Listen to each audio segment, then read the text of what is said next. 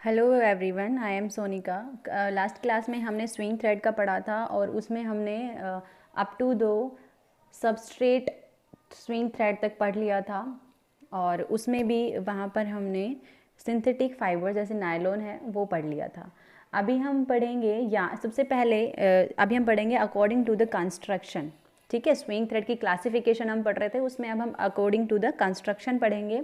और उसमें ये पढ़ाने से पहले मैं सबसे पहले यार्न ट्विस्ट के बारे में बताना चाहूँगी, थोड़ा समझ आ जाएगा। तो थोड़ा ओवरव्यू ले लेते हैं। ट्विस्ट किस लिए बेसिकली किया जाता है? फाइबर्स को होल्ड करने के लिए, फाइबर को स्ट्रेंथ एक साथ होल्ड करने के लिए, स्ट्रेंथ देने के लिए फाइबर्स को, एंड उसका लुक, एस्थेटिक लुक, जहाँ पर हमें हार्डनेस चाहिए, सॉफ्टनेस चाहिए, तो हम अकॉर्डिंगली दे सकते हैं yarn through the yarn twisting.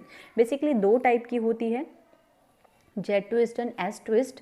Jet twist जो होता है वो एंटी क्लॉकवाइज डायरेक्शन में होता है, और एस ट्विस्ट होता है वो जेट ट्विस्ट क्लॉकवाइज डायरेक्शन में होता है और एस ट्विस्ट जो है वो एंटी क्लॉकवाइज डायरेक्शन में होता है।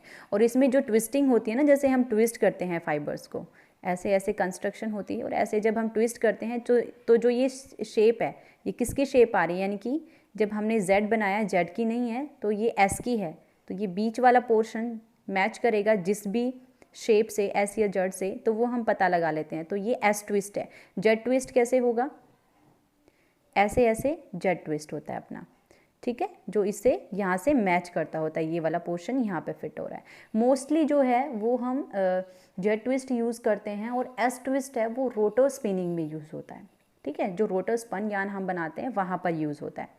तो ट्विस्टिंग की बात हो गई। इसकी फंक्शंस क्या है? फाइबर्स को एक साथ होल्ड करके रखता है, स्ट्रेंथ प्रोवाइड करता है, फाइबर को फाइबर्स को एक राउंड शेप दे देता है, मतलब हेरीनेस को रिमूव कर देता है। वो जितना हम कम ट्विस्ट देंगे उतनी हेयरनेस ज़्यादा रहेगी, और जितना ज़्यादा ट्विस्ट देंगे उतनी हेयरनेस कम हो जाती है, और सॉफ्टनेस डिक्रीज हो जाती है। ज़्यादा ट्विस्टिंग में स्ट्रेंथ बढ़ जाती है, हार्ड सरफेस हो जाता है। ये कैरेक्टरिस्टिक्स में बताऊँगी, थोड़ा एक ओवरव्यू दूंगी। हार्डनेस रिड्यूस करने के लिए और टेंसाइल को इंक्रीज करने के लिए। ठीक है, अभी यार्न की प्रॉपर्टी कैसे चेंज होती है ट्विस्टिंग के साथ? जब ट्विस्टिंग हम ज़्यादा करेंगे तो फाइनर ज़्यादा हो जाएगा हमारा, ठीक है, कॉम्पैक्ट हो जाएगा। मॉइस्चर एब्जॉर्प्शन जो है उस केस में कम हो जाती है ज़्यादा ट्विस्टिंग में।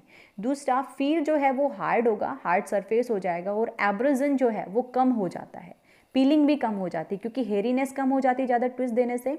और हेरीनेस होती है तभी पीलिंग होती है, जब ये जो गांठें बनती है किसी भी फैब्रिक में। ठीक है, तो फाइननेस जैसे ही इंक्रीज करेंगे तो ट्विस्टिंग भी इंक्रीज हो जाती है। ठीक है, लाइट रिफ्लेक्शन है वो भी इंक्रीज हो जाता है हायर ट्विस्टिंग के साथ।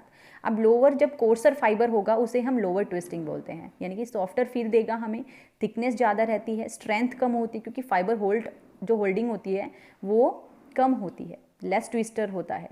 मॉइस्चर एब्जॉर्प्शन ज़्यादा होते हैं, क्योंकि स्पेस जो है फाइबर्स में, यानी कि जो फाइबर की अरेंजमेंट है थ्रेड के अंदर, वो स्पेस जो है वो कम हो जाता है, तो इसलिए मॉइस्चराइजेशन जो है उसका ज़्यादा हो जाता है। तो क्योंकि कम ट्विस्टिंग है तो मॉइस्चर एब्जॉर्प्शन ज़्यादा होती है, पुअर एब्रोजन होता है, और पीलिंग जो होती है ज़्यादा होती है, क्योंकि हेरीनेस ज़्यादा होती है इस केस में। ठीक है, ट्विस्ट वैल्यू को इंक्रीज करके या डिक्रीज करके हम अपने फैब्रिक में कोई भी वेरिएशन दे सकते हैं। ठीक है, शेड में हम वेरिएशन दे सकते हैं, क्योंकि लाइट रिफ्लेक्शन जो है वो कोर्सर का ज़्यादा होता है और फाइनर का कम होता है, तो वेरिएशन हम शेड में दे सकते हैं थ्रू द ट्विस्टिंग। ओके, अब हम करेंगे अपना type of sewing thread according to the construction. First one आता है स्पन थ्रेड। स्पन थ्रेड जो है इसमें 100% पॉलिएस्टर थ्रेड यूज़ होता है। ठीक है, मोस्टली स्पन थ्रेड जो है या तो वो नेचुरल फाइबर से बना होता है या फिर सिंथेटिक फाइबर। ठीक है, जो मोस्ट कॉमन स्पन थ्रेड है वो पॉलिएस्टर है, और स्टेपल या स्पन थ्रेड जो है वो शॉर्ट फाइबर से बने होते हैं। मैंने पहले ही बताया था फर्स्ट वीडियो में अपनी में कि स्टेपल थ्रेड का मतलब ही ये होता है कि वो शॉर्ट लेंथ फाइबर्स यूज़ हो रहे हैं उसमें। कॉटन, वूल, फ्लैक्स क्या है? नेचुरल स्टेपल फाइबर्स है, और सिंथेटिक फाइबर्स हैं वो पॉलिएस्टर है, एक्रिलिक है, ठीक है, जिनको हम शॉर्ट लेंथ में कन्वर्ट कर लेते हैं और फिर उनको ट्विस्ट करते हैं स्पन थ्रेड में कन्वर्ट करने के लिए। Durable and long lasting seam जो है वो हमें मिल सकती है स्टेपल और स्पन थ्रेड के थ्रू मिल सकती है। यूजेस क्या है स्पन थ्रेड के? Blouses, children wear, denim, jeans, knit wear, shirts, underwear and jackets.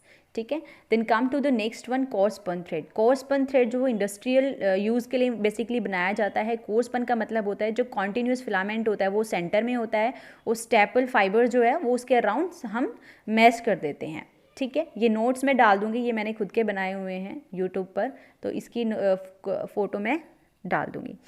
It is 40% to 50% stronger होता है नॉर्मल स्पन थ्रेड से, यानी कि सेम वेट का अगर हम लें तो 40% क्या होता है, स्ट्रॉन्गर होता है उससे, ठीक है। स्पन थ्रेड और कोर्स स्पन के अगर हम कंपैरिजन करते हैं सेम वेट का लेकर, तो फिर भी कोर्स स्पन थ्रेड की स्ट्रेंथ ज़्यादा होती है in comparison to the spun thread. कितनी, 40 टू 50%। कोर्स स्पन थ्रेड जो है वो जो है कोर्स स्पन थ्रेड में हम नंबर ऑफ ब्रोकन स्टिचेस कम कर सकते हैं, ठीक है। जब हम स्विंग करते हैं तो ब्रोकन स्टिचेस आ जाती हैं बहुत बार, तो वो कम हो जाते हैं। क्यों? क्योंकि इसकी स्ट्रेंथ ज़्यादा होती है, ठीक है। और हेम पर हम सीम पर यूज़ करते हैं हाई वेट फैब्रिक जैसे डेनिम। यूजेस है इसका blouses, jeans, lingeries, shirts, leather products, uniforms, ठीक है। Then come to the next one, filament thread. Filament thread क्या होता है, एक सिंगल फिलामेंट होता है और इस एक सिंगल फिलामेंट की ट्विस्टिंग करते हैं या फिर मोर देन वन फिलामेंट को हम टुगेदर ट्विस्टिंग करते हैं। अगर हम 2 या 3 या फिर ज़्यादा बल्कि हमें चाहिए थ्रेड, तो हम ज़्यादा फिलामेंट यूज़ करते हैं, ठीक है। और कई बार क्या होता है, बल्कि बनाने के लिए भी हम सॉफ्टर बनाने के लिए भी कम ट्विस्टिंग दे देते हैं जो बल्क फिलामेंट्स है उसमें, ठीक है। अब जो देयर आर 3 मेन टाइप्स होते हैं फिलामेंट थ्रेड के। First one is monofilament thread, that is single continuous filament होता है, स्ट्रॉन्गर होता है, एक्सपेंसिव, जो इनएक्सपेंसिव होता है ये। और इसकी लिमिटेशन क्या है कि ये स्टिफ होता है और इसकी फ्लेक्सिबिलिटी कम होती है। जैसे सिल्क इसका बहुत अच्छा एग्जाम्पल है, जो कि नेचुरल कॉन्टिन्यूस फिलामेंट थ्रेड होता है, ठीक है। इसमें क्या मेन इसकी कैरेक्टरिस्टिक्स है, स्ट्रॉन्गर होता है बट इसकी स्टिफनेस कम हो, स्टिफ रहता है, हार्डर रहता है, सॉफ्ट नहीं रहता, और इसकी फ्लेक्सिबिलिटी भी ड्यू टू दैट कम होती है, ठीक है। इसके यूजेस हैं invisible seams, hair wraps, quilting, flags, upholstery and clothing. Then come to the next one, multi filament thread. Multi के नाम से ही पता चल रहा है, यानी कि एक से ज़्यादा फिलामेंट हम यूज़ कर रहे हैं, कॉन्टिन्यूस फिलामेंट्स यूज़ कर रहे हैं और उनको फिर हम ट्विस्ट कर रहे हैं। नायलॉन और पॉलिएस्टर फाइबर्स है वो इस टाइप के थ्रेड्स के लिए बेसिकली यूज़ करे जाते हैं, and it is used where वो मोर स्ट्रेंथ इज़ रिक्वायर्ड। ये कहाँ पर यूज़ होते हैं, जहाँ पर हमें स्ट्रेंथ की रिक्वायरमेंट ज़्यादा होती है। अब इसके यूजेस की बात कर लेते हैं। फर्स्ट वन क्या है यूजेस में, leather goods, and second one is footwear, garment, ठीक है। गारमेंट, एम्बलिशमेंट का मतलब होता है डेकोरेटिव, यानी कि जब हमें डेकोरेटिव पर्पज़ के लिए यूज़ किया जाता है तो हम यूज़ कर लेते हैं इसका मल्टी फिलामेंट्स का। Then fourth one, vehicle interior and luggage and travel goods. Then come to the next one, filament की कैटेगरी में बल्क फिलामेंट और टेक्सचराइज्ड थ्रेड। टेक्सचराइज्ड क्यों बोला, क्योंकि हम एक से ज़्यादा फिलामेंट्स को यूज़ करते हैं और उसमें हम टेक्सचर दे सकते हैं थ्रू द ट्विस्टिंग। और जब हम अपने फैब्रिक में पर्टिकुलर वो चाहते हैं, एक एस्थेटिक लुक चाहते हैं, तो उस केस में हम थ्रू द फिलामेंट्स और ट्विस्टिंग हम टेक्सचर प्रोवाइड कर सकते हैं अपने थ्रेड को। मैनी फिलामेंट जो हैं वो बॉन्डेड रहते हैं एक साथ, बहुत ही कम ट्विस्ट के साथ, जो कि एक थ्रेड बनाते हैं।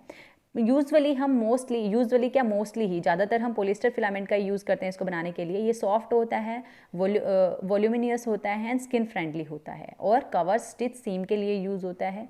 मैक्सिमम टाइम ये एज कवरिंग देता है, जितनी हो सके उतनी एज कवरिंग देता है। कैसे? क्योंकि ये बल्कियर है, ट्विस्ट कम दिया है हमने इसमें। यूजेस क्या है इसके, man and ladies wear, sports and outer wear and under wear and lingeries. Then come to the next one, that is according to the finish. अब स्विंग थ्रेड है वो मैन्युफैक्चरिंग जो फैक्ट्रीज है उसमें अलग अलग एंड रिक्वायरमेंट होती है, एप्लीकेशंस होती हैं, ठीक है। अब जिस टाइप का फैब्रिक है उसी के अकॉर्डिंग हम स्विंग थ्रेड बनाएंगे, यानी कि जब हमें फ्लेम रेसिस्टेंसी चाहिए तो उस केस में हम ऐसे ही थ्रेड बनाना पड़ेगा हमें। जहाँ पे हमें एब्जॉर्बिलिटी ज़्यादा चाहिए, वाटर एब्जॉर्बिलिटी, वहाँ पर भी हमें फैब्रिक के अकॉर्डिंग स्विंग थ्रेड बनाना पड़ेगा। तो ये हम through the finishes, by applying finishes on the threads, we can provide these characteristics to the sewing thread. इसकी कैटेगरी में फर्स्ट वन आता है फ्लेम रिटार्डेंट फिनिश, ठीक है। स्विंग थ्रेड को जो स्विंग थ्रेड है उसको बनाते टाइम हम फिनिश यूज़ करते हैं ताकि हमारा थ्रेड जो है वो फ्लेम रेसिस्टेंट हो, यानी कि आग से बचाए, ठीक है, आग उसमें जल्दी से ना कवर अप हो। एंड यूजेस क्या है, फ्लेम रेसिस्टेंट होता है एंड प्रोटेक्टिव वियर हम इसके लिए यूज़ करते हैं इंडस्ट्रियल ग्लव्स में, मिलिट्री प्रोटेक्टिव वियर में एंड वर्क वियर में, यानी कि जहाँ पर ऐसा काम है कि वहाँ पर हीट ज़्यादा जनरेट होती है तो उस केस में हम इसको यूज़ करते हैं। Then come to the next one, anti static finish. ये क्या होता है, जहाँ पर स्टैटिक चार्ज ज़्यादा जनरेट होता है और फैब्रिक हमने उस टाइप का लिया है, गारमेंट हम उस टाइप का बना रहे हैं, तो उस टाइप के स्विंग थ्रेड में भी हमें ये वाली कैरेक्टरिस्टिक्स चाहिए। ठीक है, ये जो फंक्शनल रिक्वायरमेंट है गारमेंट की, उसके अकॉर्डिंगली हम फिनिश अप्लाई करते हैं। यानी कि जहाँ पर हमें एंटी स्टैटिक चार्ज की कैरेक्टरिस्टिक डेवलप करनी है या प्रोटेक्ट करना है अगेंस्ट दी स्टैटिक चार्जेस, वहाँ पर हम इस टाइप के फिनिशेस अप्लाई करते हैं। ये बेसिकली यूज़ कहाँ होता है, सूट्स में, फुटवियर्स में, जहाँ पर इलेक्ट्रिक असेंबली लाइन जो वर्कर्स हैं वहाँ पर यूज़ होता है, कंडक्टिव टेक्सटाइल्स में, एंड बहुत सारे यूजेस हैं इसके। ठीक है, जहाँ पर भी हमें एंटी स्टैटिक चार्ज की रेप्लिएंसी चाहिए वहाँ पर हम ये यूज़ करते हैं। Then third one is water repellent finish. Hydrophobic finish जो है वो अप्लाई किया जाता है थ्रेड के ऊपर, ये डिसाइजिंग में भी हम इसको यूज़ करते हैं। हाइड्रोफोबिक फिनिश को उसको रिमूव करते हैं हम डिसाइजिंग में फैब्रिक के ऊपर से, तो ये यहाँ पर भी यूज़ होता है थ्रेड को वाटर रेप्लिएंट बनाने के लिए, to make the water repellent seam. Basically कहाँ यूज़ होगा, ऑब्वियसली रेन कोट्स में, आउटर वियर में यूज़ होगा ये। आज के लिए इतना ही। नेक्स्ट क्लास में हम टाइप ऑफ फिनिशेस पढ़ेंगे जो कि हम यूज़ करते हैं स्विंग थ्रेड के लिए। Okay, thank you.